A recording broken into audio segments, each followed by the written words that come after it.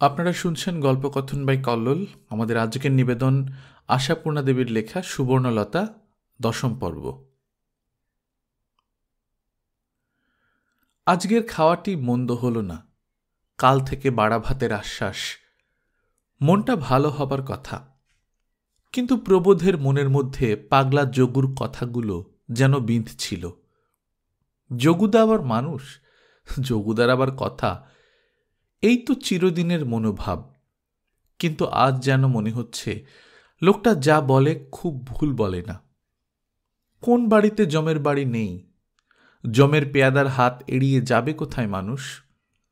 নিয়তির ওপর কথা নেই, রাখে কেষ্ট মারে কে। প্রত্যেকটি কথাই হীরের টুকরোর মতো দামি। যতক্ষণ খুন্তি নেড়েছে ততক্ষণ বকবক করেছে, কিন্তু কথাগুলো বলেছে মূল্যবান। বলছিল, আমার পিসির খুঁড়ে গড় করি। তোর যাবার কি দরকার ছিল শুনি? তোর যাবার কি দরকার ছিল? এখনো মৃত্যু ভয়। মরে যাবি, ড্যাং ড্যাং করে 4 ছেলের কাঁধে চড়ে কাশিমিত্তিরের ঘাটে চলে যাবি। চুকে গেল। যতদিন না মরিস ছেলেদের ভাত জল কর। তা নয়। ঠিক ঠিক বলেছে যোগুদা। মার যাওয়াটা উচিত হয়নি। মা অনায়াসেই থাকতে পারত, আর মা থাকলে অনায়াসে একটা বউকেও রাখা যেত। বলাই যেত, যাদের বাপের বাড়ি মাসি পিসির বাড়ি আছে তারা যাক, যার সেসব নেই সে থাকবে। উপায় কি? রাখে কেষ্ট মারে কে? হায়, যোগুদা যদি তখন একবার বেড়াতে আসত, মাকে জ্ঞান দিত। বিপদের কথা কি বলা যায়? এই যে পুকুরের দেশে রেখে এলো প্রবোধ ছেলেপুলেকে, তাতে বিপদ হতে পারে না? যুক্তি ক্রমশই ভারী হতে থাকে এবং শেষ পর্যন্ত সিদ্ধান্তে পৌঁছয় সামনের রবিবারেই গিয়ে নিয়ে আসবে। আর এই তো বেশ দিব্যি ঠান্ডা, বলহরি কদাচিৎ শোনা যাচ্ছে। তবে তবে কেন প্রাণ পাখিকে খাঁচার বাইরে বার করে বেড়াল কুকুরের মুখে রেখে আসা? ভগবান জানে নিত্যবসরী থাবা বসিয়েছে কিনা। মেয়ে মানুষটির তো বুদ্ধিশুদ্ধির বালাই নেই, স্বদেশী শুনেই গলেছেন। নির্ঘাত এতদিনে দিব্যি মাখামাখি চলছে। নিশ্চয়ই, তা নইলে চিঠি দিল না একটা। অথচ নিজ মুখে বলেছিল, চিঠি দিলে রাগটাগ করবে না তো? হ্যাঁ, প্রবোধের ফেরার সময় সেই কাঠ কাঠ ভাবটা বদলে গিয়েছিল যেন সুবর্ণলতার। অনেকদিন আগের মতো নরম আর হাসি খুশি দেখিয়েছিল। নিচু হয়ে নমস্কার করে পায়ের ধুলো নিয়ে হেসে বলেছিল, যদি হঠাৎ মরে টরে যাই, মাপ চেয়ে রেখে দিলাম। প্রবোধের কি ইচ্ছা হচ্ছিল সেই বনবাদারের মধ্যে ওই সুবর্ণলতাকে ফেলে রেখে চলে আসে, কিন্তু উপায় কি? না না, ফিরিয়ে নিয়ে চলে যাই বললে পাগল বলবে না লোকে? তাছাড়া বন ভগ্নিপতির পক্ষে রীতিমতো অপমানও সেটা। অতএব প্রাণ রেখে দেহটা নিয়ে চলে আসা। ইচ্ছে হচ্ছিল একবার সাপটে ধরে আদর করে নেয়, কিন্তু ছেলেগুলো আশেপাশেই ঘুরছে, তাই চোখে দীনতা ফুটিয়েই মনোভাব প্রকাশ। চিঠি দিলে রাগ করব? তা কি জানি, তোমাদের বাড়িতে ও রেওয়াজ আছে কিনা। বিয়ে হয়ে তো তোমাদের গলাতেই তো পড়ে আছি। চিঠি লেখা কাকে বলে জানি না। এইবার যেন বলে চলে এসেছিল প্রবোধ, ফিরে ফিরে তাকাতে তাকাতে। ঠিক যে অবিশ্বাসিনী হবে সে ভয় অবশ্য নেই, কিন্তু স্বভাবটাই যে পুরুষ ঘেঁষা, যেখানে পরপুরুষ সেখানেই চোখ কান খাড়া। আবার বলে কি না, কান পেতে শুনি নতুন কথা কিছু বলছে কিনা। বলে, না, সই গঙ্গা জল পাতাবার শখ আমার নেই। কার সঙ্গে পাতাবো? কারোর সঙ্গে মনই মেলে না। রাত দিন আর ওই মেয়েলি গল্প শুনতে ইচ্ছে করে না।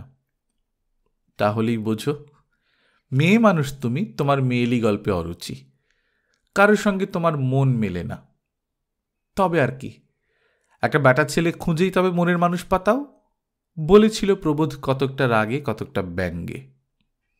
সই পাতানোর একটা ঢেউ এসেছিল তখন। সই গঙ্গা জল বাদেও নতুন নতুন সব আঙ্গিকে। সেজ বউ তার বাপের বাড়ির দিকের কার সঙ্গে ল্যাভেন্ডার পাতিয়ে এলো। ছোট বউ এখানেরই পাশের বাড়ির বউয়ের সঙ্গে পাতালো গোলাপ পাতা। বিরাজ তার জায়ের বোনের সঙ্গে পাতিয়ে নিল বেলফুল। এমনকি মুক্তকেশী পর্যন্ত এই বুড়ো বয়সে মকর সংক্রান্তিতে সাগরে গিয়ে দুটো গিন্নির সঙ্গে সাগর আর মকর পাতিয়ে এলেন। বিধবার পাতাপাতিতে তো খরচ বেশি নেই। মাছ নয়, মিষ্টি নয়, পান সুপুরি নয়, শাড়ি নয়, শুধু 5খানা বাতাসা আর কাঁচা সুপুরি হাতে দিয়ে সূর্য সাক্ষী করে চিরবন্ধনের প্রতিজ্ঞা। সধবাদের খরচ বেশি, তা সধবারা সাধ্যমতো করেছে, শাড়ি, সিঁদুর, পান, মিষ্টি। কিন্তু সুবর্ণ কারুর সঙ্গেই কিছু পাতালো না। হেসে বলল, বন্ধুত্ব যদি হয় কারোর সঙ্গে এমনি হবে, পুজো পাঠ করে না করলে হবে না, ওতে আমার রুচি নেই। ওরা আড়ালে বলেছিল, তা নয়, কাউকে তুমি যোগ্যী মনে করো না তাই। সুবর্ণর বড় রাগে ব্যঙ্গে বলল, তবে আর কি, মেয়ে মানুষে যখন রুচি নেই তখন একটা ব্যাটা ছেলে খুঁজে মনের মানুষ পাতাও। সুবর্ণর চোখে কৌতুক ঝিলিক দিয়ে উঠেছিল। সুবর্ণ মাথা দুলিয়ে প্রবোধের মাথা ঘুরিয়ে দেওয়া একটি ভঙ্গি করে বলেছিল, তা বলেছ মন্দ নয়, তেমনি যদি কাউকে পাই তো বন্দে মাতরম পাতাই। বন্দে মাতরম! এতদিন পরে হঠাৎ সেই কথাটা মনে পড়ে গায়ে কাঁটা দিয়ে উঠল প্রবোধের। ঘটে যায়নি তো সেই ঘটনা, পাতানো হয়ে যায়নি তো? কে বলতে পারে মনের মানুষ জুটে বসে আছে কিনা? না, রবিবার পর্যন্ত অপেক্ষা করবার হেতু নেই। কাল পরশুই চলে যাওয়া যাক। কাল হবে না, বৃহস্পতিবার। পরশুই। আর দ্বিধা নয়। সুবর্ণর সেই কৌতুকের ভঙ্গিটা মনে পড়ে গেল। সে ভঙ্গি যেন ভুলেই গেছে সুবর্ণর। অথচ কি হাসি খুশি ছিল আগে, সেই ছোটবেলায়। মাঝে মাঝে ক্ষেপ্ত বটে, কিন্তু স্বভাবটা তো কৌতুকপ্রিয়ই ছিল। এবং অত হাসি খুশি, অত রঙ্গরস দেখলে বিরক্তিই ধরত প্রবোধের। মাঝে মাঝে তো রাগে মাথার রক্ত আগুন হয়ে উঠত। তার জন্যে শাসনও করেছে কত। সেই একবার প্রকাশের ফুলসজ্জায় আড়ি পাতা নিয়ে শাসনের মাত্রাটা বড় বেশি হয়ে গিয়েছিল সেদিন। তবে রাগটাও যে প্রবোধের বেশি, সে তো প্রবোধ অস্বীকার করে না। মাপও তো চায় তারপর, কিন্তু কার্যক্ষেত্রে সামলাতে পারে না নিজেকে। বিশেষ করে ওকে পুরুষদের কাছাকাছি দেখলেই। বিরাজের ছোট দেওয়ারটা বুঝি প্রকাশের বন্ধু, সেটাও জুটেছিল সোহাগের মেজ বৌদির সঙ্গে। আর করেও ছিল তেমনি কাণ্ড। রান্নাঘরের ছাতের আলসে ডিঙিয়ে কার্নিশ বেয়ে ঘুরে চলে গিয়েছিল ফুলসজ্জার ঘরের জানলায়। তার সঙ্গে সেই ছোঁড়া, একটু ঠেলাঠেলি হলেই স্টেফ নিচের গলিতে। আর সেই দৃশ্য চোখে পড়ে গেল ঠিক প্রবোধেরই। কোথা থেকে? না, পাশের বাড়ির ছাদ থেকে, যাদের ছাতে হোগলা দিয়ে লোকজন খাওয়ানো হয়েছে। অবশেষে প্রবোধ তদারক করছিল বাসনপত্র কিছু পড়ে আছে কিনা। হঠাৎ গায়ে কাঁটা দিয়ে উঠল। ওটা কি ব্যাপার? ওরা কে ওখানে? সুবর্ণ? আর ও? পরবর্তী ঘটনাটা একটু বেশি শোচনীয়। প্রহারটা বড় বেশি হয়ে গিয়েছিল। এতদিন পরে সেই কথাটা মনে পড়ে মনটা কেমন টনটনিয়ে উঠল প্রবোধচন্দ্রের। অতটা না করলেও হতো। ছোঁড়াটা তো সেই বোকা হাবা গদাই।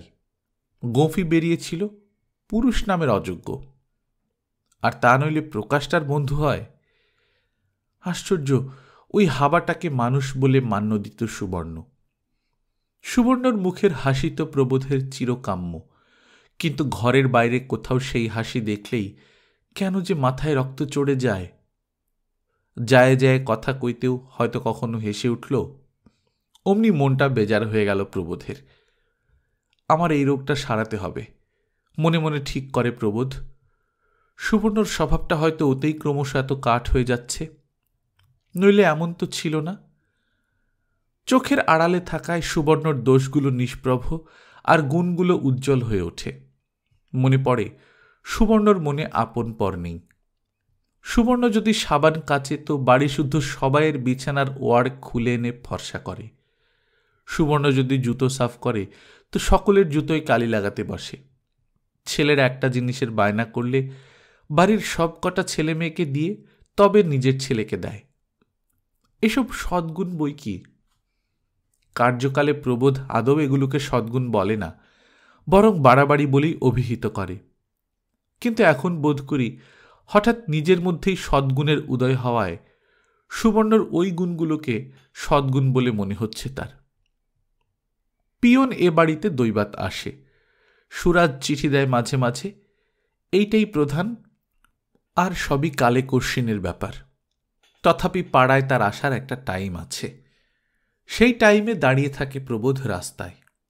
কিন্তু কোথায় সুবর্ণর সেই মুক্তোর মতো সাজানো অক্ষরে লেখা ঠিকানার চিঠি কোথায়? তার উপর ভয়ানক কষ্ট হল। বুকে হাতুড়ির ঘা পড়ল প্রকাশের নামে এক খামের চিঠি আসা দেখে। আঁকাবাঁকা অপটু অক্ষর, বাড়ির মালিকের নামে লিখেছে কেয়ার অব সুবোধচন্দ্র মুখোপাধ্যায়। তবু চিঠি তো, বউয়ের চিঠি। প্রকাশের এ ভাগ্য হল, অথচ প্রবোধের হল না। যার বউ রাত দিন খাতায় গান তুলছে, ছেলেদের হাতের লেখা মক্স করাচ্ছে। হাতের লেখা দেখলে কে বলবে মেয়ে মানুষের লেখা? ছোট ভাই, ভাবতেও লজ্জা। তবু বুকের মধ্যে ঈর্ষার জ্বালা অনুভব করে প্রবোধ। প্রকাশের চিঠিটা যে তার হাতেই এসে পড়ল। ছোট ভাইকে তো আর হাতে হাতে দেওয়া যায় না। ওর ঘরে রেখে এসে ডেকে বলে দিল, ওরে পেকা, তোর নামে বোধহয় একটা চিঠি এসেছে। মামির কাছে খাচ্ছে কাল থেকে, কাজ নেই কিছু, কাজেই শূন্য প্রাণ আরও শূন্য লাগে। তাসের আড্ডাও এই হুজুগে ছত্রভঙ্গ হয়ে গেছে, জমছে না তেমন। ঘরে বউ না থাকলে কোনো কিছুতেই জুত হয় না, কারুরই না। তাকে দেখি বা না দেখি, তবু থাকুক, এই হচ্ছে কথা। প্রবোধ সংকল্পে দৃঢ় হল। কালই যাত্রা। বিনি খবরেই যাবে, গিয়ে বলবে চিঠিপত্র নেই, এদিকে হঠাৎ একটা দুঃস্বপ্ন দেখে। এখানে এখানে বলবার কথাও ঠিক করে ফেলেছে।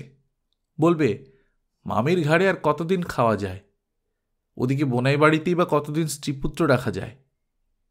কিন্তু কি দেখব গিয়ে?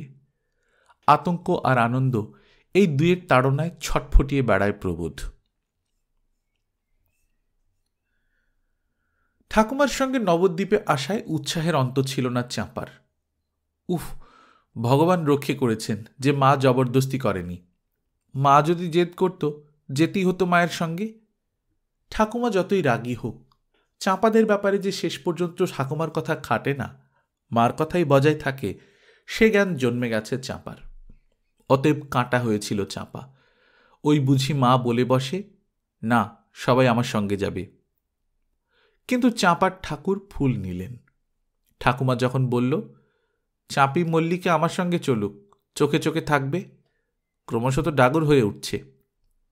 তখন সুবর্ণলতা না না করে উঠল না, শুধু বলল, নিয়ে গেলে তো আপনারই ঝঞ্ঝাট, ওরা কখন খাবে কখন শোবে এই চিন্তা করতে হবে। একা গেলে যখন যা খুশি করলেন। ঠাকুমাও বোধ করে আশঙ্কিত ছিলেন, তাই এক কথায় ছাড়পত্র পেয়ে হৃষ্টচিত্তে বলেন, সে কিছু অসুবিধা হবে না, শুধু আপনার হাত পা নিয়ে বসে থাকার চেয়ে বরং কাজ থাকবে একটা। তীর্থে তীর্থে ঘোরা সে এক, এ তো একই ঠাঁই চেপে বসে থাকা। তাও দিন নির্দিষ্ট নেই কবে কলকাতার অবস্থা ভালো হবে। চলুক ওরা। অতএব চলুক। নেথো করে গুছিয়ে নেওয়া। তবু ওরই মধ্যে মা কাপড়, জ্যাকেট, চুলের দড়ি কাঁটা সব গুছিয়ে দিল। দুজনেরই দিল। মল্লিকার মা তো এদিকে তেমন গোছালো নয়, ভাঁড়ার গোছাতেই পটু, ছেলে মেয়েদের দিকটা তাকিয়েও দেখে না। আর সে না দেখাটাকেই সে বেশ একটু মহত্ব ভাবে। বড় বড় মেয়েগুলোর সাজসজ্জার তদবির চাঁপার মাই করে। এতে যে চাঁপার হিংসে হয় না তা নয়, কিন্তু সে হিংসে প্রকাশ করা চলে না, মা তাহলে জ্যান্ত পুঁতবে। সে যাক, মা তো দিল গুছিয়ে দুজনকার, ঠাকুমার পুঁটলিও গুছিয়ে দিল। আহ্লাদে নাচতে নাচতে বেরোবে, কিন্তু শেষ মুহূর্তে মল্লিকা বিশ্বাসঘাতকতা করে বসল। জেদ করে কেঁদে কেটে চলে গেল তার মার সঙ্গে। বলল, ভাই বোনদের জন্যে মন কেমন করছে। ভাই বোনদের জন্যে মন কেমন? বিশ্বাস করবে চাঁপাই কথা? বলে দুদণ্ড ওরা চোখ ছাড়া হলে নিঃশ্বাস ফেলে বাঁচা যায়, রাত দিন উৎখাত করছে, রাত দিন চ্যাঁ ভ্যা করছে, খাটতে খাটতে প্রাণ যাচ্ছে ওদেরই জন্যে, আবার মন কেমন? চাঁপা তো বরং বলে না, কারণ সত্যি বলতে চাঁপার মা মেয়েকে পড়া করে ব্যস্ত করলেও অন্য কাজে তত খাটায় না।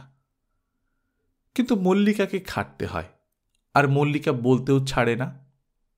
বড়দের আড়ালে এলেই কোলের ভাইটা বোনটাকে ঠুকে ঠুকে বসায় আর বলে, ৭০ ৭০, একটু যদি শান্তি দেয়। মার যদি এই 7 ঘন্টা ছেলে মেয়ে না হতো, একটু হাত পা ছড়িয়ে বাঁচতাম রে। এই চ্যাভেগুলোর জ্বালায় জান নিকলে গেল। জ্ঞান হয়ে পর্যন্ত এই কাঁথা পাঠ করছি আর ছেলে বইছি। ছোট ভাই বোনেরা পুতুলের বাক্সটায় একটু হাত দিলে কি মারটাই মারে তাদের। অবশ্যই চাঁপাও সে দোষে দোষী। পুতুলের বাক্স তার প্রাণ। কেউ হাত দিলে বাঘিনীর মতো ঝাঁপিয়ে না পড়ে পারে না। কিন্তু চাঁপা তো কই ঢং করে বলতে যায়নি ভাই বোনের জন্য মন কেমন করছে। মন কেমন রাত দিন যাদের বলছে, মর মর, এক্ষুনি মর লক্ষ্মী ছাড়ারা, জমের বাড়ি যা, নিমতলার ঘাটে যা, তোরা মলে আমি হরির লুট দেই, তাদের জন্য মন কেমন? ন্যাকামি, চালাকি। সেসব অবধি ওর মা কিছু লোপটোপ দেখিয়ে কি ঘুষঘাস দিয়ে মেয়েকে ফাঁদে ফেলেছে। জানে তো মেয়ে নইলে চলবে না। বিয়ে হয়ে গেলে করবে কি? তখন তো চালাতেই হবে। মাঝখান থেকে চাঁপারই ঘোরতর কষ্ট। পুতুলের বাক্সটা এনেছে চাঁপা, কিন্তু খেলার সঙ্গিনী যে ভাগলবা। মল্লিকার এই বিশ্বাসঘাতকতায় হৃদয় বিদীর্ণ হয়েছিল চাঁপার। তবু প্রথম 2-4 দিন ঠাকুমার সঙ্গে মন্দিরে মন্দিরে ঠাকুর দেখে বেরিয়ে গঙ্গায় নিয়ে এবং ঠাকুমার গুরুবাড়ির সংসার যাত্রার নতুনত্ব দেখে একরকম ভালোই কাটছিল। ঠাকুমাও মেয়েটা একা পড়েছে বলে একটু হৃদয়বত্তার পরিচয় দিচ্ছিলেন। কিন্তু সেই অবস্থা আর থাকল না। গুরুর নিজেরই মেয়ে জামাই নাতি নাতনি আর শ্বশুরবাড়ির দিকে কে সব এসে হাজির হলো, কে জানে কি উপলক্ষে। তবে সেই উপলক্ষে চাঁপা মুক্তকেশীর আদর ঘুচল। ঘরের অকুলান হওয়ায় দালানের চৌকিতে শুতে হলো ঠাকুমা নাতনিকে, এবং গুরুমার বেজার বেজার ভাব যেন সর্বদাই স্মরণ করিয়ে দিতে লাগল, তোমরা এখন অবান্তর। প্রশ্ন করতে লাগল, আর কতদিন? অন্য কোথাও এই ভাব দেখলে নির্ঘাত মুক্তকেশী পুঁটলি বোঁচকা গুটিয়ে চলে যেতেন। কিন্তু জায়গাটা গুরুবাড়ি, দিনহীন হয়ে থাকাই নিয়ম। তাই মুক্তকেশী গুরুমার কাজের সাহায্য করেন, গঙ্গা জল বয়ে এনে দিয়ে মন রাখতে চেষ্টা করেন। কিন্তু চাঁপার মন কে রাখবে? মুক্তকেশী ওদিকে যতই আহত হন, এদিকে ততই ঝাল ছাড়েন। উঠতে বসতে আপদ, বালাই, পায়ের বেড়ি, ঘাড়ের বোঝা ইত্যাদি বিশেষণে ভূষিত করতে থাকেন নাতনিকে। নাতনির খাওয়া দাওয়ার ব্যবস্থাটি মনোপুত না হলে নাতনিকে টিপে টিপে গঞ্জনা দেন এবং বলতে থাকেন, নিরিমিষি মুখে রুচ্ছে না, সাহেবের গিন্নি হবেন। কত ভাগ্যে নারায়ণের অন্নপেশার জোটে তা জানি সারামজাদি। বলা বাহুল্য, গুরুমার কানেই যায় কথাটা। কিন্তু নিরিমিষের কষ্ট পূরণ করতে এখন আর দুধটুকু, দইটুকু, আচারটুকু, আমসত্ত্বটুকু পাতে পড়ে না। নারায়ণের বালভোগের জোড়া মণ্ডাটি তো গুরুর ছোট নাতির একচেটে হয়ে গেল। অথচ প্রথম দিকে গুরুদেব পুজো করে উঠে এসেই মেয়ে কই, মেয়ে কই করে ডেকে ডেকে ওই মণ্ডাটি হাতে দিতেন চাঁপার। কিন্তু তাকেও দোষ দেওয়া যায় না। চাঁপা একটা বুড়ো মেয়ে, ছোট্ট কেউ বাড়িতে নেই বলেই আদর জুটছিল তার। নাতি এলো একটা 3-4 বছরের শিশু, আদরটা স্বভাবতই তার দিকে গড়াবে। আর নিজের নাতি এবং যজমানের নাতনিতে আদরের পার্থক্য থাকবে না, এ আবার হয় নাকি? সংসার ত্যাগী যোগী গুরু নয়, ঘর সংসারী গৃহী গুরু। যজমান ঘর বিস্তর, তাই অবস্থা ভালো। আর সেই জন্যেই যজমানরা নবদ্বীপ এলে ওঠে ওর কাছে, আদর যত্নও পায়। কিন্তু সে তো আর অনির্দিষ্টকালের জন্যে নয়। বেজার আশাই স্বাভাবিক, এটা মনে মনে হৃদয়ঙ্গম করেন মুক্তকেশী। তাতেই মেজাজ আরও খাপ্পা হয়, এবং সেই মেজাজটা চাঁপার উপরেই পড়ে। প্রথম প্রথম এখানে ঠাকুমার ভক্তি বিগলিত নম্র মূর্তি দেখে অবাক হয়ে যাচ্ছিল চাঁপা, কারণ ঠাকুমার এই মূর্তি তাদের কাছে অভূতপূর্ব। কিন্তু ভাগ্যে সইল না। এখন ঠাকুমা উঠতে বসতে চাঁপাকে খিঁচোচ্ছেন। হয়তো নিরুপায়তার প্রকাশই এই, অধস্তনের উপর বীরত্ব ফলানো। তাই পুরুষ জাতি যখন দরবারে মুখ না পায়, তখন ঘরে এসে বউ ঠ্যাঙায়। চাঁপা এত মনস্তত্ত্ব বোঝে না। চাঁপা ঠাকুমার ভর্ৎসনায় মর্মাহত হয় এবং তেমনি দুঃখময় মুহূর্তে বলেও বসে, কেন আনলে আমাকে? মল্লির মতো মায়ের সঙ্গে পাঠিয়ে দিলেই হতো। তখন আবার আরেক হাত নেন মুক্তকেশী। নিঃসঙ্গ চাঁপা অতএব বড়ই মনোকষ্টে আছে। এখন ওর সর্বদাই মনে হয় মা বকলেও এমন নিষ্ঠুরের মতো বকে না। মা ঠাকুমার মতন এমন বিতিকিচ্ছিরি করে চুল বেঁধে দেয় না। মার কাছে থাকলে কখন কি পড়তে হবে ভাবতে হয় না। ভাবতে হয় না জ্যাকেট কাপড় শুকোলো কিনা, ভিজেগুলোর সময় মেলা হলো কিনা। গুরুমার মেয়ে আবার খুব সরেস। চাপা যে কিছু কাজ জানে না সেটা ইতিপূর্বে ধরা পড়েনি। ধরা পড়ল ওই মেয়ের চোখে। দুদিন না যেতেই সে বলে বসল, নাতনি যে তোমার কুটো ভেঙে দুটো করতে শেখেনি মুক্তদি, শ্বশুর ঘরে যেতে হবে না। বাবার শিষ্য, অতএব দিদি, আর বয়সে যাই হোক তুমি। মুক্তকেশী নিজের সাফাই গাইতে তার মেজ বোমার গুণকীর্তন করেন এবং ওই বউটির জন্যই যে তার নাতি নাতনিকে সনাতন হিন্দু ধর্মের তালিম দিতে পারেননি সে কথা ঘোষণা করেন। চাঁপার মাতৃভক্তির খ্যাতি নেই। নিজেরা যখন জ্যাঠতুতু পিস্তুতু বোনেরা একত্র হয় তখন চাঁপা মাতৃনিন্দায় পঞ্চমুখ হয়। কিন্তু নিতান্ত পরের সামনে এইসব কথা ভালো লাগে না তার। তাছাড়া মাঠ থেকে দূরে এসে কেমন যেন অসহায় অসহায় লাগে নিজেকে। বাড়িতে তো ঠাকুমাই ছিল পৃষ্ঠবল। এখানে কেন তেমন মনে হয় না কে জানে। মনটা সর্বদাই দুঃখ দুঃখ লাগে। তাছাড়া শুধু কলকাতার জন্যেও যেন মন কেমন করে। কলকাতার বাড়ি, কলকাতার রাস্তা, মামি ঠাকুমার বাড়ি, গঙ্গার ঘাট, যা মনে করে তাতেই প্রাণ হুহু করে ওঠে। কলকাতায় যে কি আছে তা বলতে পারবে না চাঁপা, তবু যেন মনে হয় কত কি আছে। আরও কষ্ট হয়েছে চাঁপার ওই নতুন আসা লোকগুলোর মধ্যে একটা যে ছেলে এসেছে তার ব্যবহারে। গুরুর শ্বশুরবাড়ির কে যেন, শ্রীরামপুর থেকে এসেছে। কলকাতার সঙ্গে যোগাযোগ আছে খুব, কিন্তু কলকাতার নিন্দে ছাড়া কথা নেই মুখে। কতই বা বয়স, চাঁপার থেকে ছোট হবে তো বড় হবে না, কিন্তু কি পাকা পাকা কথা। চাঁপা মল্লিকাকে সবাই পাকা মেয়ে বলে, আর এই ছেলেটা কি? মুখে মুখে আবার ছড়া বলে, আর চেনা নেই জানা নেই তুই। খোঁচা খোঁচা চুল, মোটা মোটা পা, বেঁটে বেঁটে গড়ন, দেখলে গা জ্বলে যায়। আর সেটা বুঝতে পেরেই উৎখাত করে চাঁপাকে, তোমাদের কলকাতায় কি আছে? কিচ্ছু না, খালি কায়দা আর কল, কল আর কেতা, এই দুই নিয়ে কলকেতা। কেতা মানে জানিস? কেতা মানে কায়দা। কলকাতায় বাবুদের আছে শুধু কায়দা। চাঁপা অবশ্য নীরব থাকে না, রেগে উঠে বলে, থাকবেই তো কায়দা।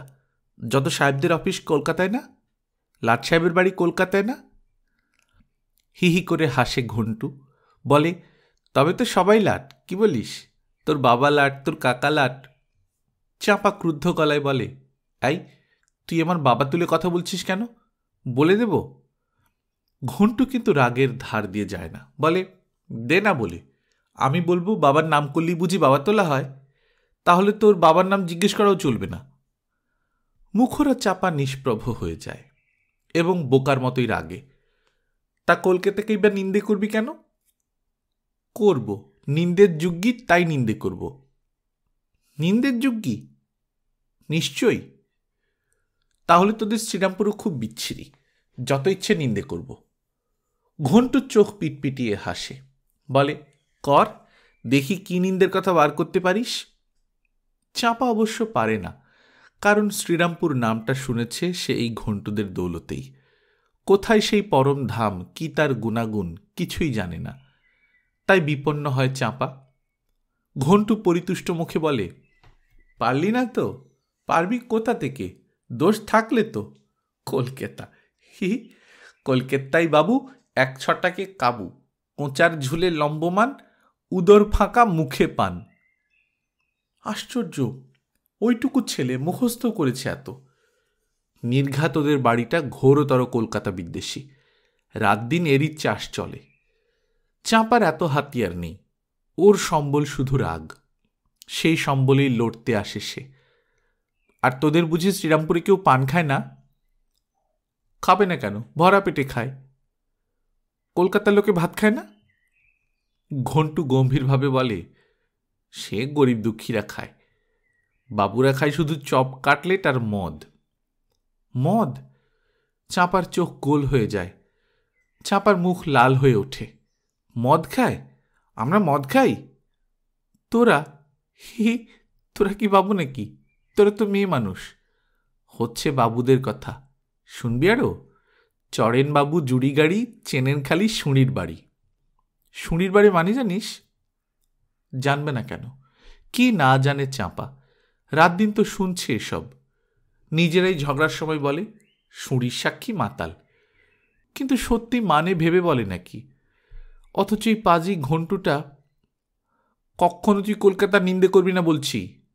চাঁপা অগ্নিমূর্তি হয়।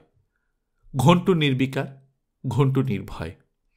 ঘন্টুর এই মেয়েটাকে খ্যাপানোই আপাতত শৌখিন খেলা, আর খেলাটাকে সে নির্দোষী ভাবে। তাই ঘন্টু হঠাৎ তার স্বরে বলে ওঠে, আচ্ছা করব না নিন্দে, বল তবে একটা ধান গাছে কখানা তক্তা হয়? চাঁপা ক্ষোভে দুঃখে উঠে যায়। ঘন্টু মহোৎসাহে চেঁচায়, কলকাতার বিবিদের ছড়াটা শুনে গেলি না? চাঁপা গিয়ে কেঁদে পড়ে, ঠাকমা, ওই ঘন্টুটা যা ইচ্ছে বলছে, বলছে কলকাতার ছাই বিচ্ছিরি, থাকবো না আমি এখানে। মুক্তকেশীর অজানা নয় ব্যাপারটা, তাই বেজার মুখে বলেন, ও খ্যাপাচ্ছে বলি তুই খেপবি? বাড়িতে তো খুব দুধে, এখানে একেবারে কচি খুকি হয়ে গেলি যে।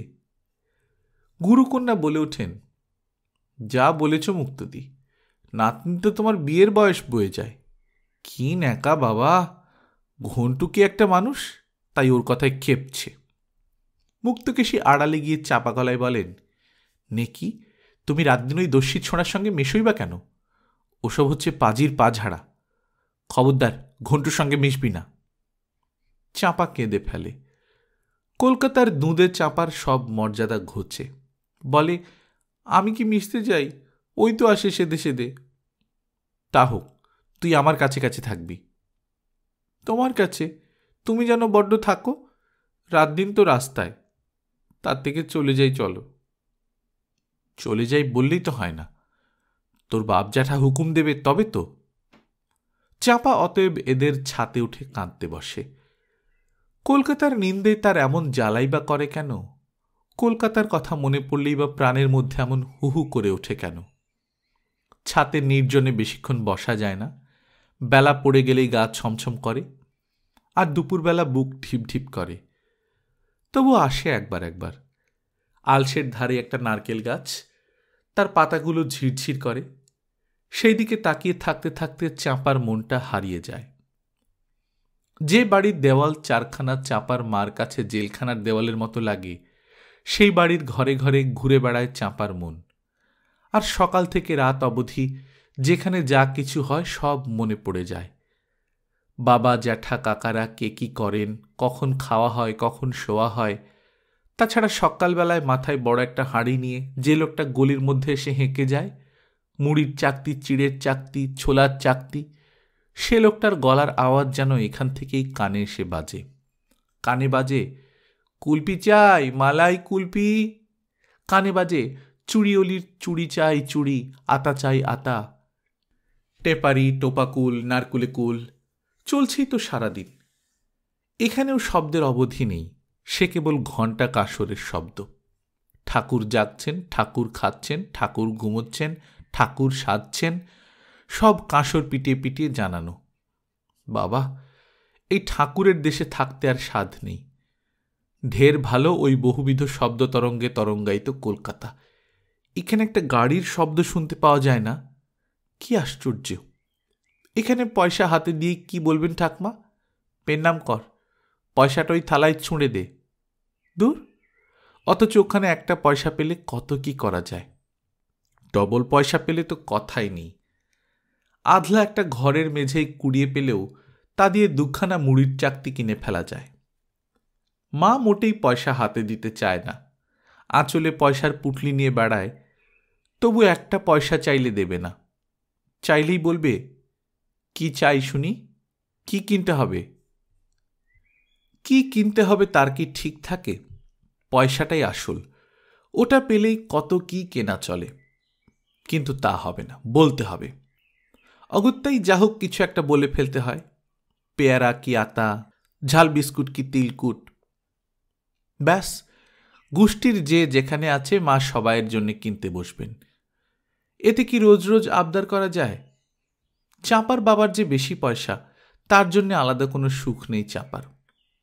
অথচ বাবাদের ওই হেমা মাসি, তাদের বাড়িতে নাকি তার বড় ছেলের ছেলেমেয়েরা মুড়ি খায় আর ছোট ছেলের ছেলেমেয়েরা পরোটা খায়। কেন? ওই পয়সা কম বেশি বলেই। মার সামনে বলো দেখি কখনো ওসব, খুন করবে। চুড়িওলে এলে সবাই চুড়ি পরবে, মা দাম দেবে। কিন্তু চাঁপা একটু বেশি পড়তে যাক দেখি, নয়তো রেশমের চুড়ি পরতে যাক, হবে না, পরলে সবাই পরবে। তা এখন তো চুড়ি পরাও ঘুচেছে, চুড়ি নাকি বিলিতি, কে জানে বাবা। তা বাবা দেয় পয়সা, লুকিয়ে দিয়ে বলে, খবরদার তোদের মাকে দেখাস নে। কিন্তু লুকিয়ে কিনে লুকিয়ে খাওয়া কি কম গেরো? তবু আঁচলে দু একটা পয়সা থাকলেই মনটা কি ভরার থাকে। আর রাস্তা দিয়ে যখন ওয়ালারা হেঁকে যায়, কি আহ্লাদ হয়। আর হাঁকছি তো 24 ঘন্টা, সেই কলকাতাকে কিনা বলে খারাপ। সন্ধে হয়ে আসছিল, নারকেল পাতায় ঝিরঝিরিনিটা যেন জমাট জমাট দেখাচ্ছে। নিচে নামবার জন্যে উঠে পড়ে চাঁপা। মনে পড়ে যায় কলকাতায় এ সময় রাস্তায় গ্যাস বাতি জ্বালনেওয়ালারা মই ঘাড়ে করে বেরিয়ে পড়ে। চাঁপাদের গলির বাঁকে একটা গ্যাস আছে। লোকটাকে চাঁপাদের মুখস্থ হয়ে গেছে। বাতিওয়ালা চলে যেতে না যেতেই ফুলওয়ালার আওয়াজ পাওয়া যায়। গলিতে ঢোকে না, বড় রাস্তা থেকেই আওয়াজ আসে, চাই বেল ফুল, চাই কেয়া ফুল। ছোট খুঁড়ি কেয়া ফুলের ধুলোগুলো দিয়ে কেয়া খয়ের বানায়। বাবাদের তাসের আড্ডায় লোকেরা বলে, আপনাদের বাড়ির পানটা ভালো। যে কথাটাই মনে পড়ে যায়, প্রাণটা হুহু করে ওঠে। কলকাতা আর কলকাতার ওই বাড়িটা যেন চাঁপাকে লক্ষ্য বাহু দিয়ে টানতে থাকে। আর এই কষ্টকর মুহূর্তে আরও ভয়ানক কষ্টকর একটা আশঙ্কা চাঁপাকে যেন পেঁচিয়ে ধরে। অথচ এই আশঙ্কাটা যেন এ যাবৎ চোখের সামনে একটি রঙিন ফুলের মতো দুলছিল। ইদানিং ঠাকুমাকে লোকে প্রায়ই বলতে শুরু করেছে, আর কি, চাঁপা মল্লিকা তো দিব্যি বিয়ের যোগ্যী হল, এবার নাচ জামাই খোঁজো। ঠাকুমাও অনুকূল একটা জবাব দিচ্ছেন। কাজেই অদূর ভবিষ্যতেই যে সেই দিনটি আসছে তা বুঝতে পারছে চাঁপা। আর সেই বুঝতে পারার আশেপাশে ঝলছে উঠছে নতুন গহনা, জরির শাড়ি, মালাচন্দন, লোকজন, ডাক হাঁক, ঘটাপটা। টোপর পরা একটা ছেলেও আছে বইকি এই সমারোহের কোনো একখানে। কাজেই সবটা মিলিয়ে ওই একটি রঙিন ফুলই। কিন্তু আজ ঠিক এই মুহূর্তে ফুল উধাও হলো। একটা বুনো জন্তু যেন হাঁ করে এলো। বিয়ে হওয়া মানেই তো ওই বাড়ি থেকে চলে যাওয়া, হয়তোবা কলকাতা থেকেও। কত মেয়েরই তো বিয়ে দেখছে চাঁপা, কই কলকাতা কোথায়? অতএব চাঁপার ধরে নিতে হবে কলকাতা থেকে বিতাড়ন। হঠাৎ যেন ডুকরে কান্না পায় চাঁপার, যেন এখনই কলকাতা থেকে নির্বাসন ঘটে গেছে তার। তা যাওয়াই, আর বড়জোর 6 মাস 1 বছর। তার বয়সী কত মেয়েরই তো বিয়ে হয়ে যাচ্ছে। হায় হায়, কেনই বা বিয়েটাকে ভালো মনে হতো তার? আচ্ছা, যদি বা কলকাতাতেই বিয়ে হয় তার ছোট পিসির মতো, কিন্তু পড়তে হবে তো একটি দজ্জাল শাশুড়ির হাতে, তার ঠাকুমার মতো। পিসির শাশুড়ি কেমন চাঁপা জানে না, মা খুড়ির শাশুড়িকেই দেখে আসছে জীবনভর। কাজেই শাশুড়ি শব্দটার সঙ্গে সঙ্গেই মুক্তকেশীর মুখটাই ভেসে ওঠে। বলা বাহুল্য, তাতে বুকে খুব একটা বল আসে না। সন্ধ্যার ছায়া মনে নিয়ে নিচে নেমে আসতে আসতে আরও একটা কথা মনটাকে তোলপাড় করে তোলে চাঁপার। চাঁপার মার নাকি 9 বছরে বিয়ের হয়ে গিয়েছিল। তার মানে চাঁপার বয়স থেকে 2 বছর আগে। আর মা বেচারিকে এসে পড়তে হয়েছিল ঠাকুমার মতো শাশুড়ির হাতে। কি কষ্ট, কি কষ্ট! জীবনে এই প্রথম বোধ করি মাকে বেচারি ভাবল চাঁপা। তারপর আরও আতঙ্ক গ্রাস করতে বসল চাঁপাকে। শুনেছে মার ঠাকুমা নাকি মার মাকে লুকিয়ে আর মাকে জোর করে বিয়ে দিয়ে ফেলেছিলেন। সেই রাগে মার মা যিনি নাকি চাঁপাদের দিদিমা, সংসার ত্যাগ করে কাশী চলে গেছেন। জীবনে আর মা তার মাকে দেখতে পেল না। চাঁপার ঠাকুমাও যদি হঠাৎ এইখানে কারুদের বাড়িতে বিয়ে দিয়ে ফেলে, তার ভয়ে হাত পা ঠান্ডা হয়ে আসে চাঁপার। বলা যায় না, বিশ্বাস নেই। মার ঠাকুমা তো চাঁপার ঠাকুমার সইমা। একই রকম বুদ্ধি হতে পারে। হে ঠাকুর, তাহলে কি হবে? লোকে চাঁপার দিদিমার গল্প শুনে বলে, বাবা এত রাগ। বলে অনাসৃষ্টি। বলে মাতার দোষ ছিল বোধ হয়। কিন্তু চাঁপার তা মনে হয় না। চাঁপার ঠাকুমা যদি অমন কাণ্ড করে বসে, চাঁপার মাও নির্ঘাত চাঁপার দিদিমা সত্যবতী দেবীর মতনই করে বসবে। করবেই, সন্দেহ নাস্তি। অথচ চাঁপার মা সুবর্ণলতা পাগল টাগল কিছুই নয়। তা পাগল না হোক, চাঁপা কিছুতেই তার মার মতন হবে না। বাপরে, রাত দিন যেন মার মুখী। তার থেকে সেজ খুড়ি, ছোট খুড়ি, জেঠি, পিসি সবাই ভালো। দিদিমা ওইভাবে মাকে বাঘের মুখে ফেলে দিয়ে চলে যাওয়াতেই বোধ হয় মার মেজাজ অমন খাপ্পা। সত্যি মা হয়ে তুমি দেখলে না একবার? কি নিষ্ঠুর! চাঁপার মাও ঠিক তাই হবে, তাছাড়া আর কি। হে ভগবান, ঠাকুমা যেন চাঁপার বিয়ে দিয়ে না বসে। আগে যখন চাঁপা ছোট ছিল, মাঝে মাঝে মাকে বলতে শুনেছে, সেই 9 বছর বয়সে এদের সংসারে এসে পড়েছি, মা বস্তু কি তা ভুলেছি। এখন আর বলে না। সুবর্ণলতার যে কখনো কেউ ছিল তা আর বোঝা যায় না। ঠাকুমা যদি লুকিয়ে লুকিয়ে চাঁপার বিয়ে দিয়ে ফেলেন, তখন তাহলে বোঝা যাবে না সুবর্ণলতার একটা চাঁপা নামের মেয়ে ছিল। আর বাঁধ মানে না, উথলে উথলে কান্না আসে। তাড়াতাড়ি পুতুল বাক্সটা টেনে বার করে খেলতে বসে। কিন্তু খেলতেও তো সেই পুতুল বউয়ের শ্বশুরবাড়ির জ্বালা আর খাটুনি, তাছাড়া আর কিভাবেই খেলা যায়। কিন্তু এখন যেন সব কিছুর মধ্যেই চাঁপা নিজের ছায়া দেখছে। পুতুল আকর্ষণ হারালো, মুক্তকেশীর কাছে গিয়ে ডুকরে পড়ল। ঠাকুমা, আমরা আর এখানে থাকবো না, বাড়ি চলো। অন্য ভুবন। সুবর্ণলতার কাছে এ এক আশ্চর্য নতুন ভুবন। অন্য ভুবন। এই ভুবনে শুধু আকাশেই উদার উন্মুক্ত আলো নেই, মানুষগুলোর মধ্যেও রয়েছে সেই আলো, উদার উন্মুক্ত উজ্জ্বল। পাড়ার লোকের কথা জানে না সুবর্ণলতা, জানে না সেখানে আলো না অন্ধকার। সে শুধু এই সংসারটাকেই জানছে, দেখছে আর জানছে। ভেবে অবাক হয় সুবর্ণ, সুবালাকে বরাবর সবাই গরিব বলে এসেছে। এই সেদিনও ভাসুর গিয়ে বললেন, গরিবের সংসার বটে, তবে অমূল্যটা পরিশ্রমী আছে তো, খেটে পিটে সংসার করে। গোয়ালে গরু, পুকুরে মাছ, বাগানে ফল তরকারি, গায়ে গতরে খেটে সব বজায় রেখেছে। তাতেই চলে যায় একরকম করে, চলে যায় একরকম করে। গরিব। কিন্তু সুবালা যদি গরিব, তো ঐশ্বর্যবতী কে? হোক আড়ম্বরহীন টানাটানির সংসার, তবু এই সংসারখানির সম্রাজ্ঞী তো ওই সুবালা। এই সংসার পরিচালিত হচ্ছে সুবালার ইচ্ছানুসারে, সুবালার নির্দেশে। শাশুড়ি নির্লিপ্ত, কিন্তু নির্মায়িক নয়। যথাসাধ্য খাটেন তিনি, কিন্তু সেই খাটুনির বেশিরভাগ ছেলে, বউ, নাতি নাতনিদের যত্ন পরিচর্যা বাবদ।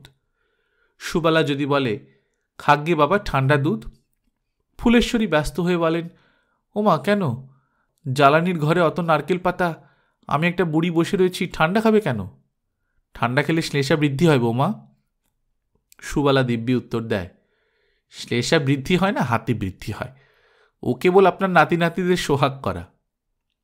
ফুলেশ্বরী রেগে উঠে যাচ্ছে তাই করেন না, হেসে উঠে বলেন, তো তাই, তোমার নাতিপুতিকেও তুমি করবে সোহাগ? আমার বয়ে গেছে। দেখব। সুবালা স্বচ্ছন্দ গলায় বলে, দেখবেন তো সেই স্বর্গে বসে, কি দেখলেন তা নিয়ে কে তর্ক করতে যাবে?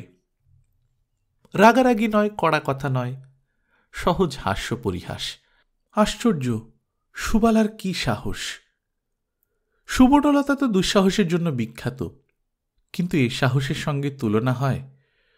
সুবর্ণলতার সাহস হচ্ছে তিক্ততার শেষ সীমানায় পৌঁছে তীব্রতায় ফেটে পড়া। আর সুবালার সাহস আদরিনীর সাহস, বিজয়িনীর সাহস, প্রশ্রয়ের সাহস। সুবালার শাশুড়ি সুবালার কাছে আত্মসমর্পণ করে বসে আছেন, কারণ তার বৌমা বোঝে বেশি, জানে বেশি, বৌমার বিবেচনা ভালো। এই কথা স্বীকার করা মানেই তো তাকে অর্ঘ্য দেওয়া। সুবালার সংসার সুবালাকে সে অর্ঘ্য দিয়েছে, কারণ শুধু ফুলেশ্বরী নয়, ফুলেশ্বরীর ছেলেও সেই সমর্পিত প্রাণ। ফুলেশ্বরীর ছেলে খাটো ধুতি পরে, খালি পায়ে মাঠে ঘাটে ঘুরে বেড়ায়, কাঁধে করে ধামা বয়ে আনে, আর কথায় কথায় বলে, অত সব বুঝি না বাপু, মুখ্য চাষা বই তো নই। তবু সে শহুরের চাষার মতো ভাবে না। মেয়ে মানুষকে শাসনে না রাখলেই সে মাথায় ওঠে। মেয়ে মানুষের জায়গা হচ্ছে জুতোর নিচেই। ভাবে না, তাই সে প্রতিপদে বলে, মহারানীর যা ইচ্ছে, তুমি যা বলবে, যা বোঝো করো। পুজোর মন্ত্রের চাইতে কি কিছু কম এটা? কিন্তু সুবর্ণলতা তার এতখানি বয়সে যা দেখেছে তা হচ্ছে এই, তোমার বুদ্ধি আছে স্বীকার করবে এ কথা? গায়ের জোরে প্রতিপন্ন করে ছাড়ব না, তুমি নির্বোধ, তুমি মুখ্য, তোমার বিবেচনা আছে মানবে এই কথা? বরং ভুল পথে গিয়ে লোকসান খাবো, তবু তোমার কথা শুনব না, তোমার ইচ্ছানুসারে চলব, গলায় দিতে দড়ি নেই আমার। তোমার ইচ্ছার বিরুদ্ধাচরণই ব্রত হোক। ভারী তুমি আত্মসম্মানী, তোমায় পেড়ে ফেলে তবে আমার কাজ। কারণ কারণ তুমি মেয়ে মানুষ, তুমি বউ মানুষ, তোমার যে এহেন বাড়িতে বিয়ে হয়েছে এই তোমার ভাগ্যি। এই দেখেছে সুবর্ণলতা, কারণ জীবনে একটা বই দুটো সংসার দেখেনি সে। পিতৃগৃহের ছবি তার কাছে অস্পষ্ট। তাছাড়া তার মা ভিন্ন আর কোনো মেয়ে মানুষ ছিল না সে বাড়িতে, তার বাবা ভিন্ন আর কোনো পুরুষ। সেই সংসারে অন্যকে টেক্কা দিয়ে পৌরুষ দেখানোর চেষ্টা ছিল না অন্যকে খেলো করবার জন্যে বাহাদুরি দেখানোর। সুবর্ণলতাদের সংসারে ভাইয়ে ভাইয়ে চলে সেই বাহাদুরির প্রতিযোগিতা। সেই প্রতিযোগিতার বলি মেয়ে মানুষেরা। যথেচ্ছ অবজ্ঞা করো তাদের, পৌরুষের প্রশংসাপত্র পাবে। নিষ্ঠুর হতে পারলে আরও ভালো, অত্যাচারী হতে পারলে কথাই নেই। ভাইয়েরা বুঝুক আমি পুরুষ, আমি স্ত্রী বশ নই। মা বাবার সংসারে এটা ছিল না। তবু মায়ের সেই একলার সংসারেই বালিকা সুবর্ণলতার চোখেও ধরা পড়ত তার মায়ের মধ্যে কোথায় যেন একটা তীব্র জ্বালা। মানে বুঝতে পারত না, হয়তো এখনো সঠিক বোঝে না। মাঝে মাঝেই ভাবে, কেন বাবা অত ভালো মানুষ? আবার ভাবে, হয়তো শুধুই ভালো মানুষ। কিন্তু তাকে দিয়ে কি একটা মানুষের হৃদয় ভরাট হয়? সুবর্ণলতার স্বামীও তো এক এক সময় বশ্যতা স্বীকার করে। সুবর্ণলতা যদি তার মনের মতো হতে পারত, যদি সুবর্ণলতা কৃপণ হতো, যদি সংকীর্ণ চিত্ত হতো, যদি স্বার্থপর হতো, যদি স্বামীর কাছে মধুময়ী এবং অন্যের সম্পর্কে মুখরা হতো, হয়তো সে বশ্যতা স্থায়ী হতো, যাকে আর 5 জন আখ্যা দিত স্ত্রৈণ। কিন্তু অমূল্য কি স্ত্রৈণ? না, স্ত্রীর প্রতি অমূল্যর যে মনোভাব তাকে বলা যায় সম্ভ্রম ভাব। এই কথাটা শুনলে দর্জিপাড়ার গলি হয়তো হাসিতে ফেটে পড়বে, বলবে, আহা তাই তো, জগতে ভক্তি সম্ভ্রমের যোগ্যী আর কে আছে? গুরু গোসাই তুচ্ছ করে পাদ্য অর্ঘ্য দাও গিন্নিকে। বলবে, নিশ্চিত এই কথাই বলবে, কারণ দর্জিপাড়ার সেই গলি সম্ভ্রম কথাটার অর্থ জানে না, কারণ নিজেকে কোনোদিন সম্ভ্রম করেনি সে। এই সংসার সম্ভ্রম শব্দটার অর্থ জানে। এই সংসারে কোথাও কোনো জ্বালা নেই। যদিও সুবালা প্রতিপদে বলে, কি জ্বালা? বলে, ওটাই ওর মুদ্রা দোষ। সবাইকে বলে, সুবর্ণকে বলে, কি জ্বালা, মাত্র ওই কটা মুড়ি খাবে তুমি, ওই 8-6টা কি বাটিতে? ভাইপো ভাইজিকে বলে, কি জ্বালা, চাষা ভুষোর মতো রোদে বেড়াতে শিখলি যে। শাশুড়িকে বলে, কি জ্বালা, আবার আপনি এখন কাঁথা পেড়ে বসলেন, খাওয়া দাওয়া হবে না? বরকে বলে, কি জ্বালা, তোমার জ্বালায় জ্বলে পুড়ে মরলাম যে, এই ভর সন্ধে আবার বেরোচ্ছ তুমি। অমূল্যর বেরোনো অবশ্য বন্ধ হয় না তাতে। হাসতে হাসতে বলে, তা আমার জ্বালায় জ্বলবে না তো কি পাড়ার গয়লা বুড়োর জ্বালায় জ্বলবে? একজন আমার জ্বালায় আজন্ম জ্বলবে বলেই তো বিয়ে করে ঘর পরিবার আনা। সুবালা হাড় বার করা মুখে হেসে ওঠে। এই ভয়ঙ্কর সত্যটা নিয়ে কৌতুক ওর। এইভাবে ওদের জ্বালার গল্প। সুবর্ণ কি তবে ঈর্ষায় জ্বলবে? না না, সুবর্ণ এত নীচ নয়। সুবর্ণ এদের সুখ দেখে সুখী, তবু বুকের মধ্যে যেন কোথায় চিনচিন করে ওঠে, আবার আহ্লাদ হয়। সুবালা যখন তার বাউন্ডুলে দেওয়ারটাকে বলে ওঠে, কি জ্বালা, এই এতখানি বেলা এলে তুমি, ভাত যে পান্তা হয়ে উঠল। আর অম্বিকাও ওর সুরটা নকল করে বলে, কি জ্বালা, ভাত পান্তা হয়ে উঠল বলে দুঃখ? ঘরে ভাত থাকলে তবে তো সে ভাত পান্তা হবার অবকাশ পাবে। তখন ভারী একটা আহ্লাদে মনটা খুশি খুশি হয়ে ওঠে সুবর্ণর, অথচ এতেও ঈর্ষার কারণ ছিল। দেওর ভাঁজের যে অনাবিল প্রীতির সম্বন্ধ, সেটাই বা কবে দেখল সুবর্ণ? দেবররা ভাতৃজায়দের ব্যাখ্যানা করবে, এটাই তো মুক্তকেশীর বাড়ির নীতি। তারা ব্যঙ্গ করবে, হুল ফোটাবে, নিন্দে করবে, এটাই তো নিয়ম। কে জানে এই নিয়ম শুধুই মুক্তকেশীর বাড়ির, না আরও অনেক বাড়ির? কিন্তু এদের বাড়িতে, হ্যাঁ, সুবালার বাড়িতে অন্য নিয়ম, তাই না অন্য ভুবন। এই অন্য ভুবনে অম্বিকা তার বৌদির কথায় বলে ওঠে, নাও, কোথায় তোমার পান্তটান্ত আছে বার করো দেখি, পেটকে শান্ত করি। খাণ্ডবদাহন হচ্ছে সেখানে। বসে পড়ে নিজেই পিঁড়ি পেতে।